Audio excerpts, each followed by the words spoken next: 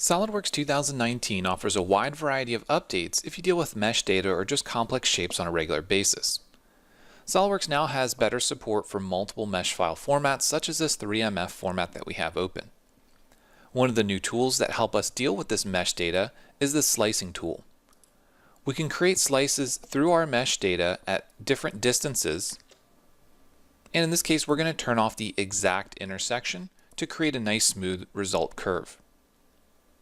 You can see that they're organized into a slicing folder, and we can manipulate their position as needed. I'm going to move a couple of these curves around before ultimately using these to create my final shape. Once I'm happy with their location, I'll hide the imported reference and begin using traditional features such as a surface loft to create my final.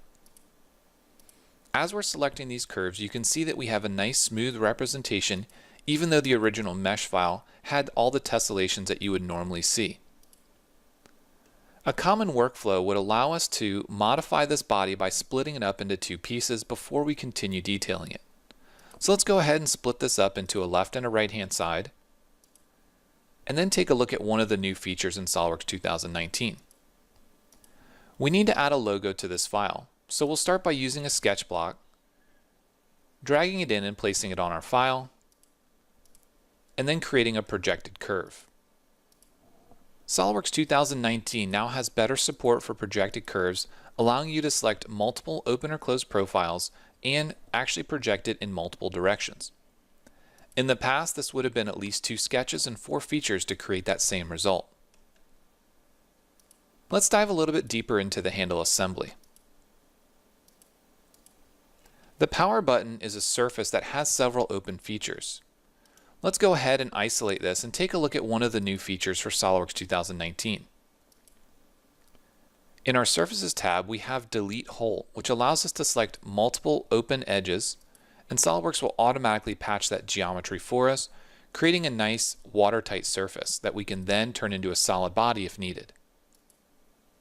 You can see the result is now a nice smooth power button. We're going to go ahead and hop back into the assembly and take a look at the power cable.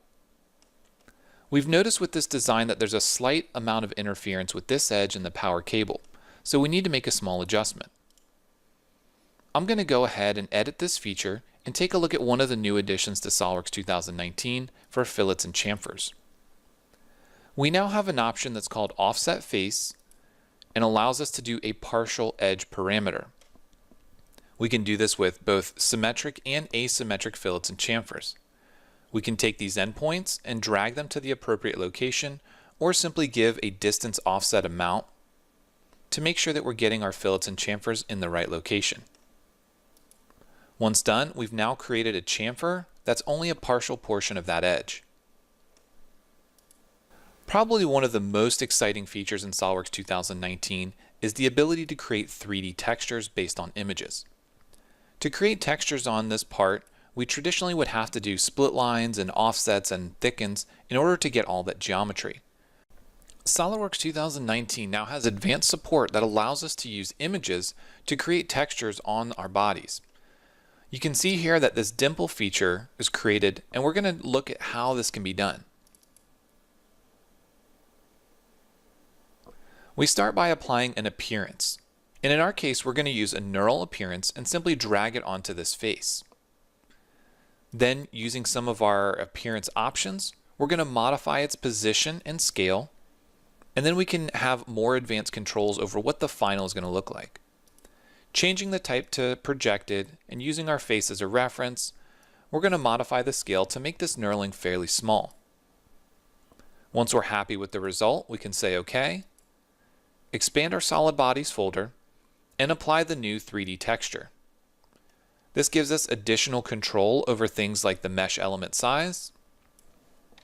We'll make this a bit smaller, and we can also adjust the texture offset distance. This will increase and decrease the size of the texture on our part. Once we're done, we can convert this to a 3D texture and say OK, and SOLIDWORKS will create a mesh file that can then be further used in downstream processing, or directly 3D printed.